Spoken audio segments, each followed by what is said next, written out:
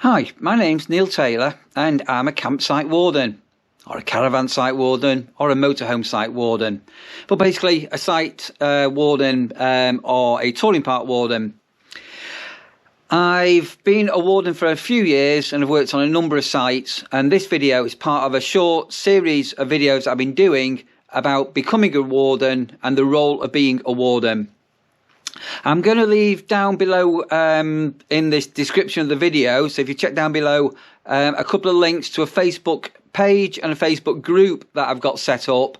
If you're thinking about becoming a warden, you want to find out a little bit more about being a warden, ask any questions about being a warden, and obviously feel free to like and subscribe to this channel and hit the notification bell to get noticed when I upload a video, and comment below if you've got any questions.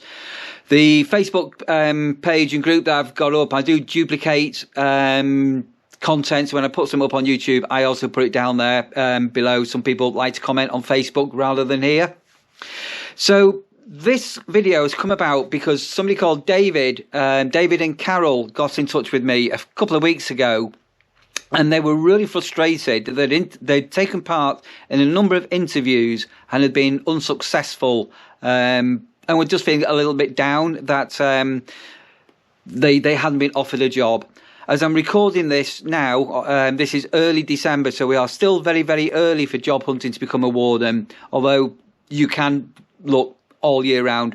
Check this playlist down in my previous videos. I do explain when is the best time to look for work if you want to become a warden, and generally it tends to be sort of the end of January, February sort of period, but don't be afraid of looking for work anytime.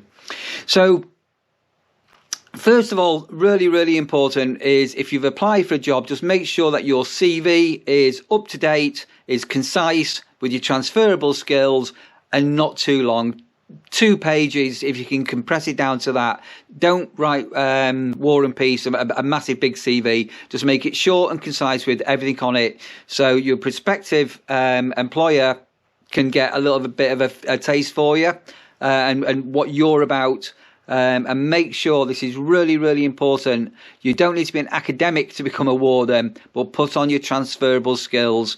You like being outside, you enjoy gardening, you enjoy DIY, things like that. When you get to that interview stage, now obviously we are sort of back still doing Zoom interviews or online interviews, but if you're doing a face-to-face or an online interview, be yourself. Just absolutely be yourself. Don't try not to be nervous. It's horrible being absolutely horrible being interviewed, but just try and really relax and absolutely be yourself. And listen to those questions that that are being put to you. So if you're being asked a question, let it sink in for a moment. Nod your head just to let them know. So get your body language going. Nod your head to let you know that you are taking things in. But take a minute just to digest. Just take a moment to digest that question, and just try and answer it very calmly and very precisely. And go through that interview process of being asked the questions by the other person. But where you can come into your own, and this is the advice that I gave to Dave and Carol, who were going for an interview the following day, and they got the job. So, you know, whether this advice worked for them or not, I don't know, but they got in touch with me to say, thanks Neil, we got the job. Make sure you have got questions to ask back to them.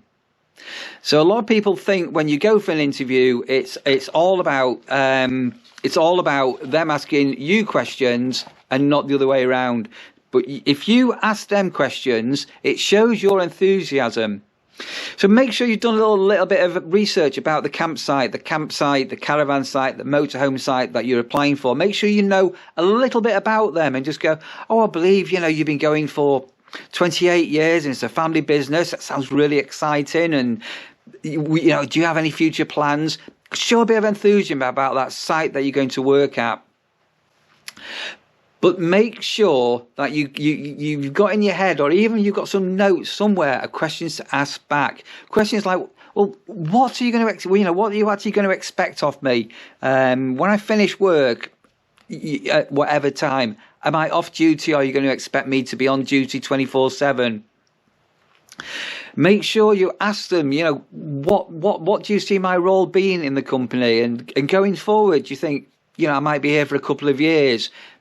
Keep those questions flowing, keep those questions going, because you will get the enthusiasm of the campsite owner thinking, oh, hang on a minute, this person's got a bit of background, a bit of research going on here. So don't be afraid of that. Ask things and get things laid down straight away on this interview now. Do I get days off? When will the days off be? Will the days off be together days off, you know, a Monday and a Tuesday, or a Tuesday and a Wednesday? I understand I can't have weekends because we need to work weekends and bank holidays. And I understand the flexibility at peak times, the bank holidays and school holidays, if you're on a site that's going to be busy during the holiday times.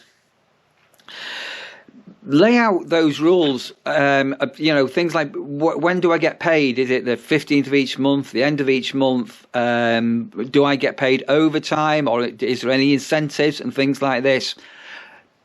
Like, as I say, when you go for an interview, it doesn't matter what the job role may be, the person at the other end will get enthused by you if you've got questions to ask them. So just have a think about that. If you don't get a job, and let's say this time of year now, they said, I've already mentioned this has been recorded early December, don't give up. It's horrible when, you know, especially when you've seen a job and you think, oh, this is going to be my dream job and things like that, and you don't get it. It can be horrible. But don't give up.